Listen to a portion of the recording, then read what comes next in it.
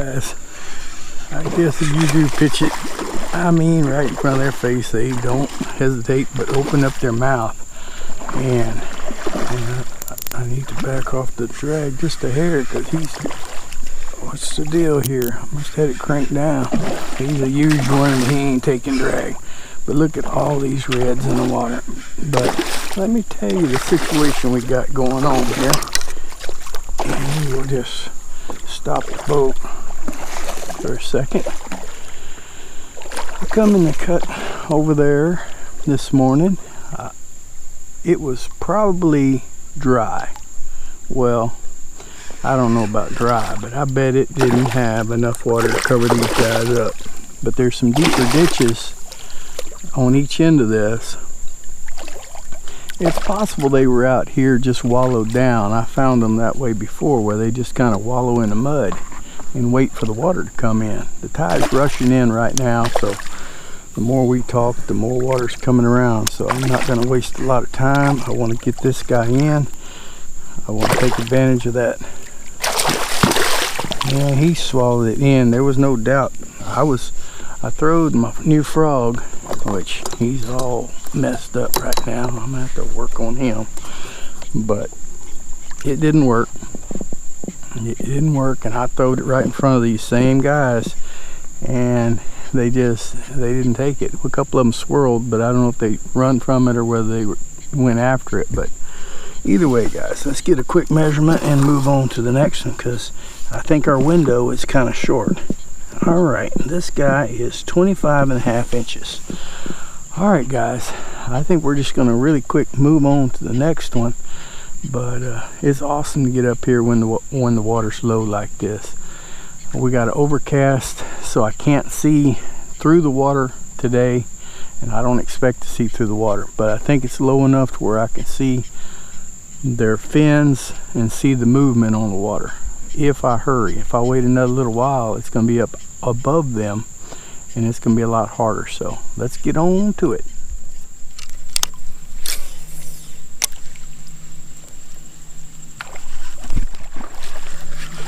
Alright, fellas, we may have hooked on to another one. There went one. You see, may have. It sure looks like a hookup to me. Well, I don't take anything for granted these days. Not till it's on the board. Today's been a different day altogether with this real cloudiness. I must have seen 30 redfish and actually had a chance to pitch it, about half of them, and they just kind of look at it and just swim on by. It's not a biting day. Oh, he's a good one. I can't put all the misses in here. That's just not who I am. I'm not gonna horse this one because of oh man, not every time, but a lot of times when they go around a corner and they get around all that weeds and stuff, then weeds get around that hook and it acts as a hook out. So I'm trying to keep him out of that, but he's a good one. I hate to tighten down too tight because I don't want to rip it out if it's not in through and through or something. I've so many times seen whenever I unhook a fish, they're just hooked through the top of their mouth or whatever, not all the way, and you can easily rip that out if you get too rough with it. But if you ease it, you get them on in. And we pretty much skewered everything in this little hole anyway. But I sure am taking advantage of this calm weather and a little bit of westerly light breeze, because west is a very odd wind. So when you have a west wind, it's really normally a bad wind for the bays and whatever. It makes everything muddy on the east banks and everything that don't normally get any wave action. Out here in the marsh, you don't get that much wave action, so it doesn't really matter. But it's all kind of half murky anyway. This fella may be a one we have to pitch back anyway. Oh, looky here. Oh, there's tons. I mean, Alright guys, there's going to be a little post audio here. I went to talking about the tide and everything that I just got through telling you guys just a little while ago. So I said, well, this is a good fish and I didn't want to scrap the clip, so we're going to save it with a little bit of post audio. Plus I went to talking about other things. As you see, this fish is going to come in, and I noticed that it had some damage. You can see it right there. And I was talking it might be alligator damage, and but at closer inspection I believe it was hit by a prop. And I ended up taking this guy because he was hit, and I didn't want to leave him in the water. He was in good shape. He wasn't hurt because of it, as far as it was still real fresh, but I didn't want to leave him in the water in case he would get something and transfer it over to other fish or something. He was bigger than I normally take. He was 27 7/8, but anyway, I ended up putting that rascal on the pit on the half shell, just seasoning it up and leaving the scales on it. Man, you want to talk about some good eating, guys. But alright guys, we're going to move on to the next one.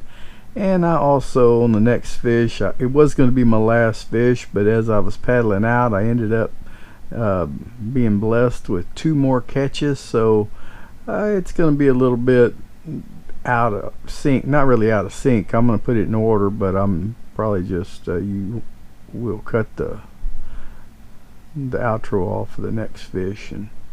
But anyway, alright, let's move on to the next one.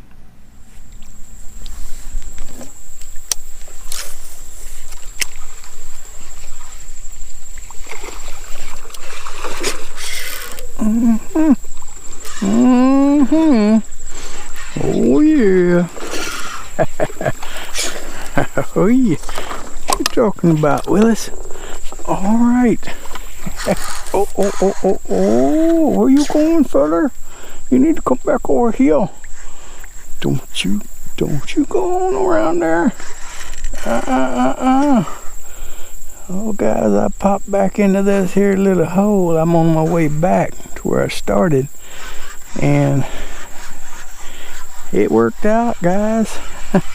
I looked at this stuff on the map, and it's about the 3rd time I made the trip, and I always backtrack. There's a nice red.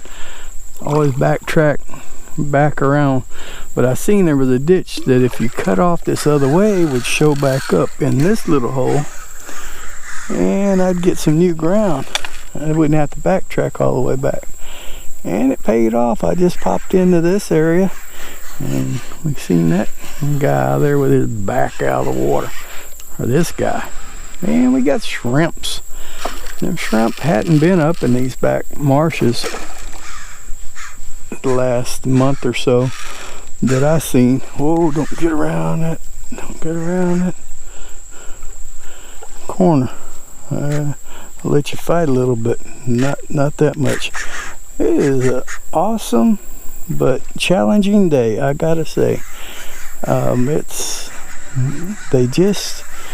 Maybe they're going to start biting now that they've got a few inches of water and back here in the marsh. But when I first got here, and I got here late because I knew there was not going to be any water to start with. It was pouring in, and I'm sure it's raised, looked like probably about 2 inches since I've been here. And it's on a sharp rise. It'll continue to rise, but the problem is it'll get too high at the peak. So you got to really be there at the right time to take full advantage of all the perfect tide. So let's see what we got here. He's a nice fish. Are you done? Because I don't want to try to drag you up here if you're not done. In fact, let me just grab you a little bit.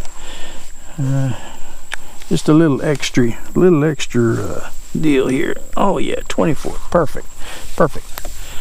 That's just a perfect fish. He wasn't all the way through and through. Oh, let me grab this thing here. All right, guys. Old beat up H&H number 24 saltwater curly tail. Beautiful fish.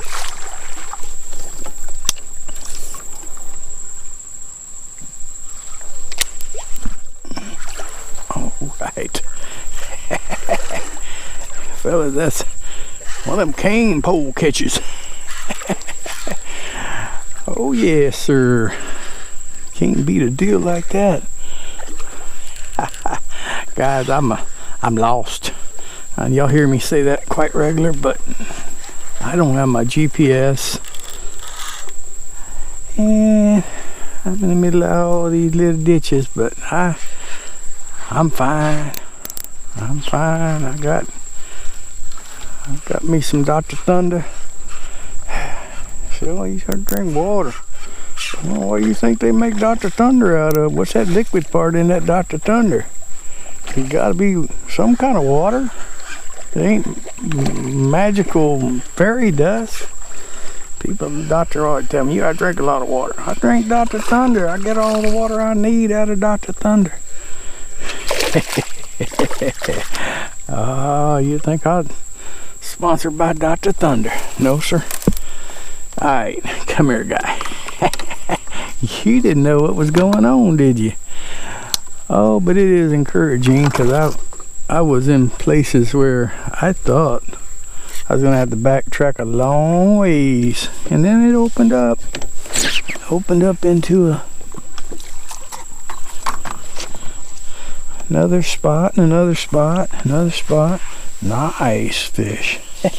All right, we're gonna pitch you back. We're gonna pitch you back, guy. What did we say? 21 and a half. All right. Well, that was just a fun little catch, but we're gonna pitch you back. Oh, wow. You didn't have to slap the board. If I knew you was gonna be mean like that, you'd go in the box. But I just wanna do some more fishing, so. All right. Still fishing that old H&H. I'm about needing to put a new one on, but as long as that old chartreuse tail is still flickering, something will bite it. All right, guys, let's move on.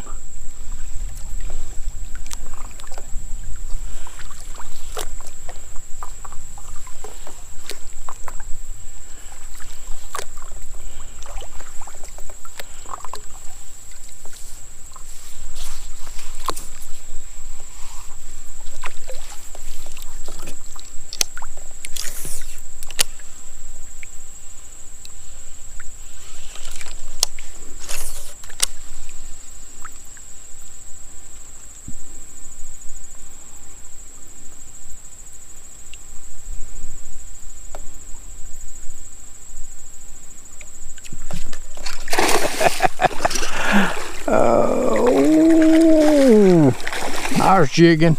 I was just jigging straight up down. That red bass just grabbed that lure. Oh, what do y'all guys think of that?